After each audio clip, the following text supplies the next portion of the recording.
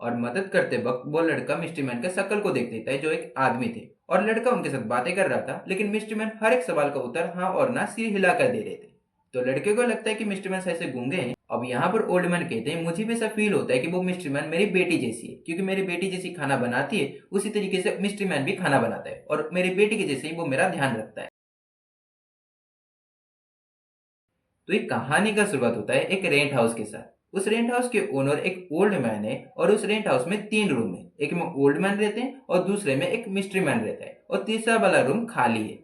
अब उस खाली रूम में एक जॉब करने वाला लड़का आता है रहने के लिए, और ओल्ड मैन कह देते कि इस वाले रूम में मैं रहता हूँ और उस वाले रूम में एक मिस्ट्री मैन रहता है। ओल्ड मैन कहते कि उस मिस्ट्री मैन के शक्ल को आज तक मैंने नहीं देखा और वो कब आता है कब जाता है किसी को पता नहीं है। लेकिन ओल्ड मैन कहते वो मिस्ट्री मैन अच्छा है, क्योंकि वो सही टाइम पर रेंट दे देता है और जब भी मेरा तबीयत खराब होता है वो मेरा ध्यान रखता है। अब इस सारी बातों से उस जॉब करने वाले लड़के को कोई परेशानी नहीं थी, क्योंकि वो रात में जॉब खत्म करके ही आता था।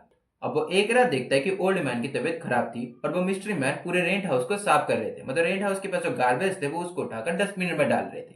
अब क्योंकि लड़का रेंट हाउस में रहता था, इसलिए वो ये तय करता है कि वो भी मिस्ट्री मैन को मदद करेगा गार्बेज उठाने में। और मदद करते वक्त वो लड़का मिस्ट्री मैन के शक्ल को देख लेता है जो एक आदमी थे। और लड़का उनके साथ बातें कर रहा था, लेकिन मिस्ट्री मैन हर एक सवाल का उत्तर हाँ और ना सिर हिला कर दे रहे थे। तो लड़के को लगता है कि मिस्ट्री मैन ऐसे गूंगे हैं, इसलिए वो मिस्ट्री मैन को पूछते हैं कि आप बात कर सकते हो, जहां पर मिस्ट्री मैन कहते हैं हाँ मैं बात कर सकता हूँ। लेकिन लड़के को ऐसा लग रहा था कि मिस्ट्री मैन की आवाज एक लड़की की जैसी है।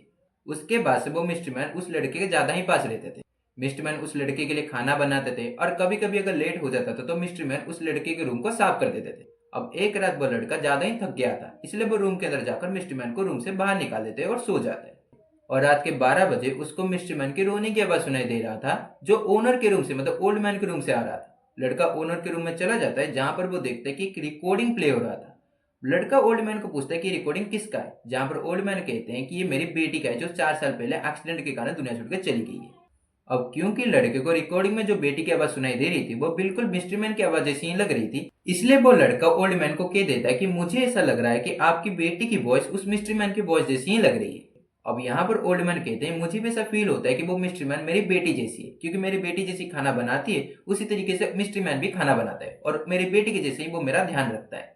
अब क्योंकि ये बात अजीब था, अगर ओल्ड मैन कहते कि वो मिस्टर मैन मेरी बेटी जैसी है तो कोई भरोसा नहीं करता, लेकिन जब लड़का कहता है तो ओल्ड मैन थोड़ा इमोशनल हो जाते हैं और मिस्टर मैन के रूम के अंदर चले जाते हैं।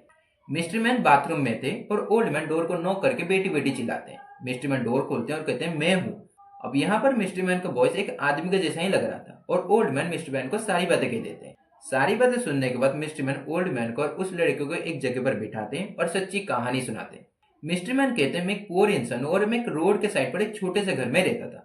एक दिन मुझे आपकी बेटी रास्ते में एक्सीडेंट के हालत में मिली। मैं उनको हॉस्पिटल ले गया, लेकिन वो दुनिया छोड़कर चली गई थी और मेरे पास उनका एक नेकलेस था।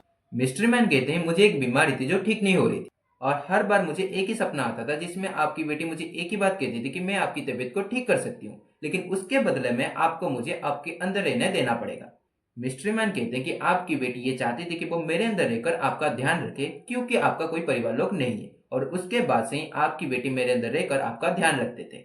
अब इस चीज को सुनकर ओल्ड मैन एक ही बात कहते हैं, वो मिस्ट्री मैन को कहते हैं कि आप मेरी बेटी को कह दीजिए कि वो फ्री हो जाए।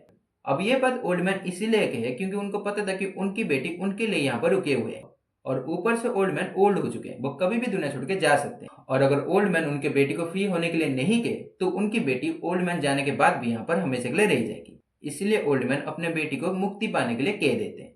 और मिस्टर मैन ये बात को सुनकर थोड़े समय के लिए रुक जाते हैं और हाँ कहते हैं उनकी बेटी के वॉइस में। और थोड़े समय के बाद वो मिस्टर मैन दुनिया छोड़कर चले जाते हैं, और ये इसलिए था क्योंकि बेटी की आत्मा ही मिस्टर मैन की तबीयत को ठीक रख रही थी। और उसके बाद से उस रेंट हाउस में 3 इंसान रहते हैं, एक ओल्ड मैन और उनके साथ लड़का और उनका माँ। अब यहाँ पर कहानी खत्म हो जाती है। अगर कहानी पसंद है वीडियो को लाइक करना, शेयर करना, सब्सक्राइब करना। ऐसे देख वीडियो को लाइक कर दो, कमेंट कर दो, नहीं से बढ़िया बड़ा कमेंट करना है बड़ा कमेंट करो, छोटा कमेंट करना है छोटा कमेंट करो। तुम्हारे कमेंट को कोई लाइक करे बताने कैसा लगता है। इस वीडियो के लिए इतना ही, मिलते अगले वीडियो में, तब तक के लिए स्टे ट्यून्ड।